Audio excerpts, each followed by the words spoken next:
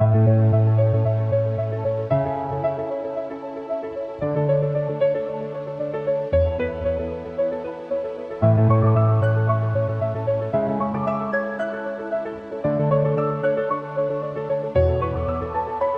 morning. A beautiful day, and once again, it's my pleasure to bring the word of the Lord to you, and I welcome you to this Imperishable Seed series.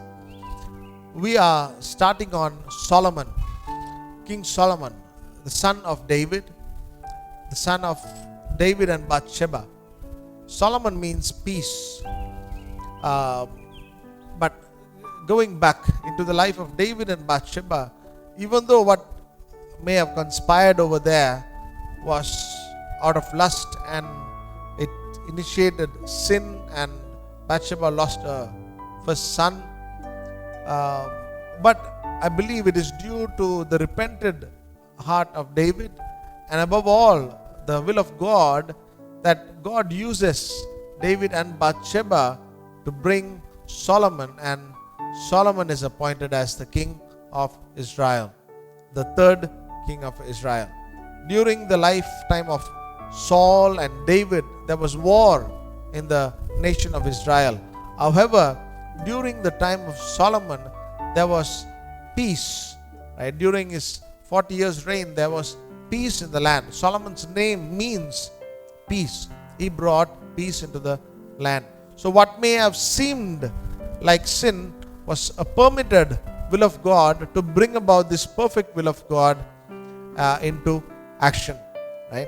The word of the Lord says, in Ephesians chapter 2 verse 6, let me read it for you. And God raised us up together and made us sit together in the heavenly places in Christ Jesus.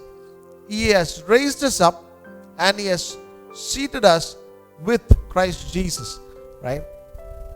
Imagine this, for a moment we thought of ourselves, I'm not worthy and I don't deserve to be anywhere close to this type of glory. We might have wondered, or people who speak about us would have started our story with the life of David and Bathsheba, how it started, how it was such a mess, how it was not God's will. And then when you come to Solomon, King Solomon, his life would seem like, oh, this man came through this unholy act, this evil affair, this lustful affair. However, when the Lord has His sight upon us, He changes, He works, and He makes things work for better. Right? When Solomon was suggested to be anointed as king, naturally within he had other step brothers, and naturally there was people who came against Solomon being set up as king. However, again, when the Lord's will is there, it will come to pass. You and I need not worry, right? I need not worry. We just need to trust the Lord to set us in the right place. And once again, as I shared earlier, throughout the word of the Lord, with every person, every man, every character that we see, right?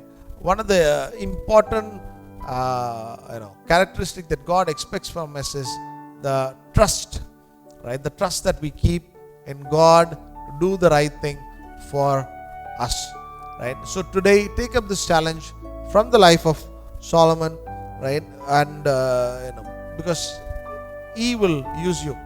There's one more thing that we need to understand. During the lifetime of Solomon, I don't know if I mentioned it, there was peace, right? The war was over. The enemies did not enter into the land, right? The enemies left. There was no more enemies in Israel at that point. So, this is how God, when the Lord appoints, He appoints the right person for war and the right person for peace. So, you and I need to trust in the Lord to do the right thing for us and through us for the glory of His name. Shall we pray? Dear Heavenly Father, we commit us into your precious hands, Lord, in trust and in obedience. Lord, we have failed. There are so many spots and blemishes in our lives. However, Lord, as your word says, through your blood, we are cleansed and purified and made white as snow. And Lord, and we thank you for your blood. And Lord, we thank you that you have renewed our lives. You have chosen us again to use us in your kingdom for the glory of your name. And Lord, we submit ourselves in obedience and ask all these things in the mighty name of our Lord and Savior Jesus Christ. Amen. Amen. Amen. Thank you so much. Have a blessed day, and I'll see you again tomorrow.